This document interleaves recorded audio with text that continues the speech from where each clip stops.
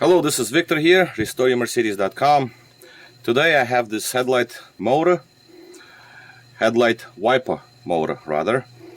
This came from the S-Class, W140, S500. Now this is the passenger side, right motor. Now this is, it says R on it, 1442, the last four of the part number. Now these motors fail, and when I got it working, I mean, first of all, somebody already opened it up, so there was some misalignment. They're kind of weird motors because this is the passenger side one, and this is the primary one. So this motor activates the other one, and it also activates the washer itself, the washer motor, the sprinkler, if you will. Sprinkler that sprays the washer onto the headlight lens. Now the motor itself has to be set right, and once it's all taken apart, usually they stuck in an unfortunate position like somewhere in the middle, and then you have to reset it. It took me a little bit to reset it because there are three ways that you can set this up. One way is absolutely absolutely wrong, is where the actual wiper will start to wipe downwards. So this is the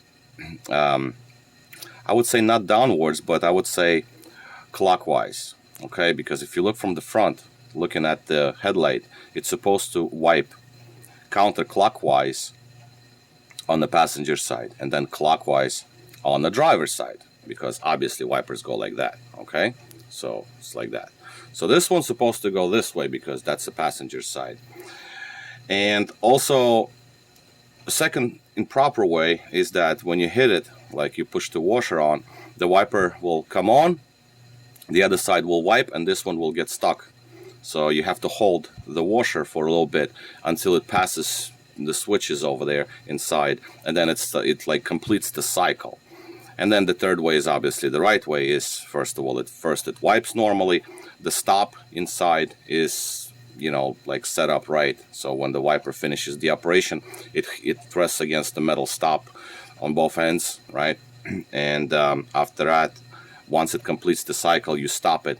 It stops sharp exactly at the mark.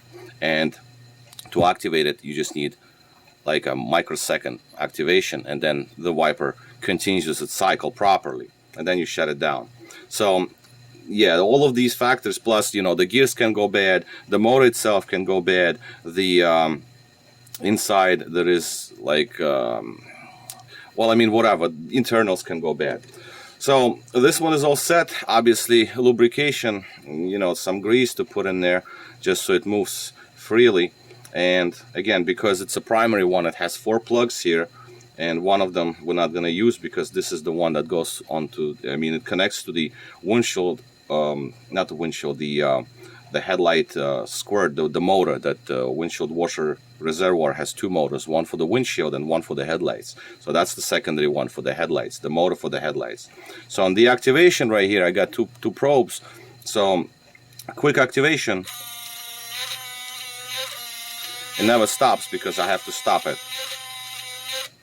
See, it stops exactly straight and sharp, like on point. Quick activation, and I have to stop it manual. Well, I mean, I'm not gonna go into schematics. It's just like it's just the way it's set up. So activation. See, if I don't stop it, it will continue endlessly. Then if I apply negative, then it stops. That's the right operation if the diode is not blown inside, because that can also go bad. Whatever, this one is fine.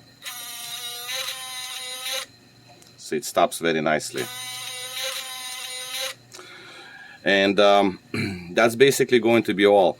Now the motor is obviously set right now for the wiper to go horizontally, so that's the start position.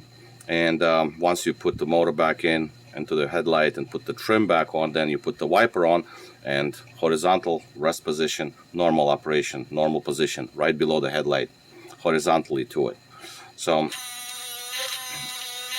that's why I put the tape here, just so I can see very clearly which direction the shaft is moving. So this one moves counterclockwise, and that's the correct correct orientation. So these are not designed to work very long, because obviously nobody washes the headlights, like, you know, very, very often. And the reason that sometimes you do want this motor to be repaired is because the wiper gets stuck in an awkward position, so it looks kind of ugly.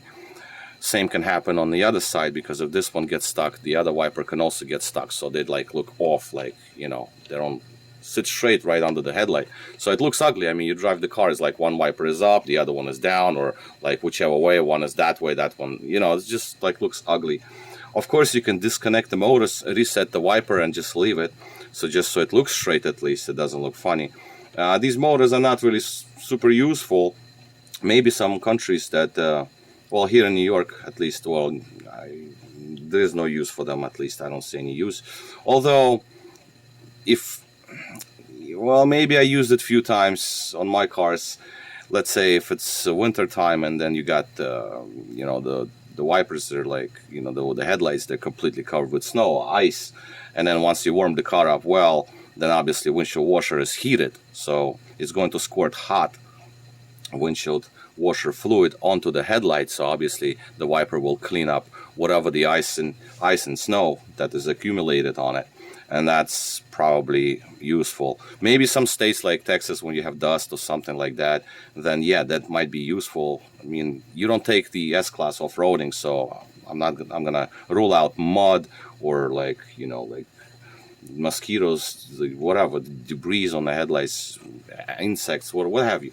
So I guess that would be helpful in a way. But I mean, it's a cool feature, it has it, so might as well just have it working again.